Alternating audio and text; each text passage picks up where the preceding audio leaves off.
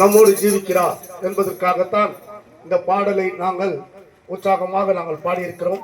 என் அன்பான தேவ ஜனங்களே, இந்த பகுதி முழுவதும் எனக்கு தெரிஞ்சு 100 வீடு இருக்குதுன்னாக்கா ஒரு 95 வீடு கிறிஸ்தவங்களாக தான் இருப்பாங்க.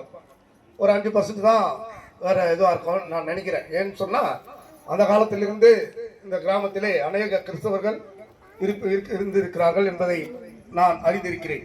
என் அன்பான தேவ ஜனங்களே, ஆண்டவராகிய இயேசு கிறிஸ்து உயிரோடு இருக்கிறார் என்பதற்கான சாட்சிகள் அநேகம் உண்டு.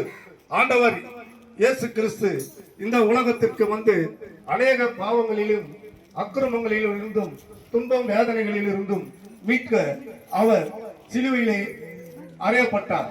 அதுதான், அது ஒரே ஒரு காரணம் தான். அவர் வேற எதுவும் குற்றச்சாட்டு சொல்லப்படல.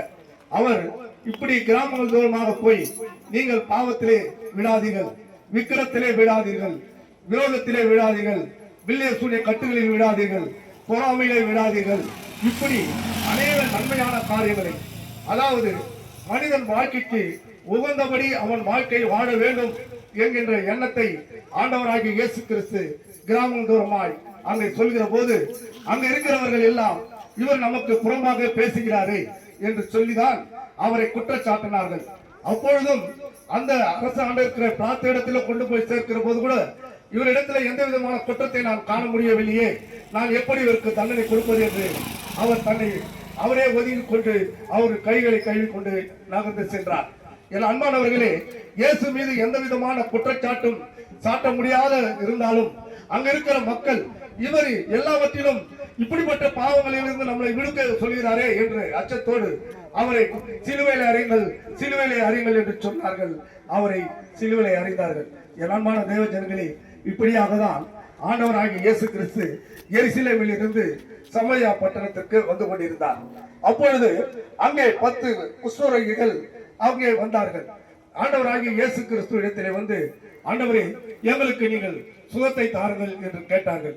ஆனால் அவர்கள் குஷ்டரோகியாக இருந்தாலும் அவர்கள் அநேக பாவங்களிலும் இதோ நான் சொன்னபடி அக்கிரமங்களிலும் அநேக துன்பார்க்க வழிகளிலும் சென்றதனாலே, அப்படிப்பட்ட ஒரு வியாதி அவர்களை சூழ்ந்திருந்தனாலே அந்த கிராமத்தின் மக்கள் அவர்களை அனைவரையும் ஒரு ஊருக்கு அப்பாற்பட்ட கிராமத்திலே வைப்பார்கள். இது உங்களுக்கு எல்லாருக்கும் தெரியும்.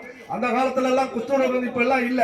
அரசாங்கம் பல மருந்துகளை கண்டுபிடிச்சு அந்த சூழ்நிலை எல்லாம் இல்லாத ஒரு சூழ்நிலை இருந்தது.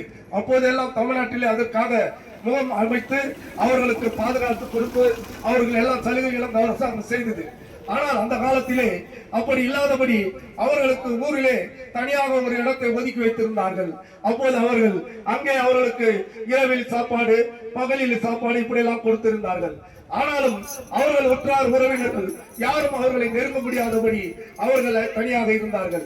என் அன்பானவர்களே, இயேசு வருகிறார் என்பதை கேட்டறிந்து அவரிடத்திலே வந்தார்கள். ஆண்டவரே, எங்களுக்கு சுகத்தை தாரும் என்று கேட்டார்கள். ஆண்டவராகிய இயேசு கிறிஸ்து அப்போது, நீங்கள் போகலாம், நீங்கள் போய் அந்த கிராமத்துடைய ஆசாரியரிடத்திலே போய் நீங்கள் சொல்லுங்கள் என்று சொன்னார். என் அன்பானவர்களே, இதுல ஒரு உண்மைப்பாக கவனிக்கணும். அவர் இடத்துல அவர்கள் கேட்கிற போது அவர் எதுவுமே, அந்த ஆச்சாரியர் என்பது வந்து இப்ப நம்ம சொல்ற மாதிரி கிராம அதிகாரி, முன்சிபல் சொல்லுவாங்க. அந்த காலத்துல வந்து முன்சிபல், இந்த காலத்துல முன்சிபல், அதனால ஆச்சாரியர் அவர் இடத்துல போய் அவங்க தான் ஒதுக்கி வைப்பாங்க. இவர் குஷ்டரோகி, இவர் வியாதி இந்த நிலைமை இருக்காரு, இவர் யாரும் ஊருக்கு சேர்க்கக்கூடாது, அப்படியே தண்டரா போட்டு எல்லாரும் வெளியே தெத்திடுவாங்க. அப்படிப்பட்ட சூழ்நிலை அந்த ஆச்சாரியத்துல நீங்க போங்க அப்படின்னு சொன்னாரு. ஆனா அந்த 10 பேரும் எதுவுமே கேட்கல, எதுவுமே ஆண்டவர் இடத்துல எதுவுமே கேட்காத அவர்கள் புறப்பட்டு சென்றார்கள்.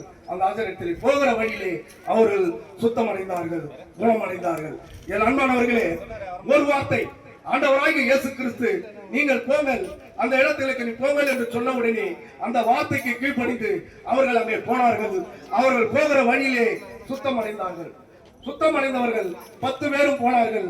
அதில் ஒருவர் மட்டும்தான் ஆண்டவராகிய இயேசு கிறிஸ்துவிலே வந்து, நான் சுகமடைந்து விட்டேன் என்று சொன்னார்கள். அன்பானவர்களே, இதோ நாங்கள் வந்திருக்கிறோம், இதோ ஒரு 20 பேர் நாங்கள் வந்திருக்கிறோம். ஆண்டவரை நாங்கள் ருசி பார்த்தவர்கள். எங்கள் பாவங்களில் இருந்தும், எங்கள் வீணான பிரச்சனைகள், களியாட்டங்களில் இருந்தும், கட்ட பழக்கங்களில் இருந்தும் நாங்கள் அநேக பாவங்களிலிருந்து எல்லாவற்றையும் ஆண்டவராகிய இயேசு கிறிஸ்து எங்களை ஒரு மாறுதலாக மாற்றினார். அதை நாங்கள் ஆண்டவர் செய்த நன்மையை நாங்கள் மற்றவர்களுக்கு சொல்ல வேண்டும், ஆண்டவரை அறியாதவர்களுக்கு சொல்ல வேண்டும், ஆண்டவரை அறியாதவர்களுக்கு சொல்ல வேண்டும் என்ற நோக்கத்தில் தான் நாங்கள் வாரந்தோறுமாக இப்படிப்பட்ட பட்டணங்கள் தோறும் கிராமங்கள் தோறுமாய் நாங்கள் சொல்கிறோம், ஆண்டவராகிய இயேசு கிறிஸ்து உயிரோடு இருக்கிறார், இப்பவும் இருக்கிறார். இதோ இந்த நிமிடத்திலும் நாங்கள் பேசுகிற இடத்திலும் இருக்கிறார்.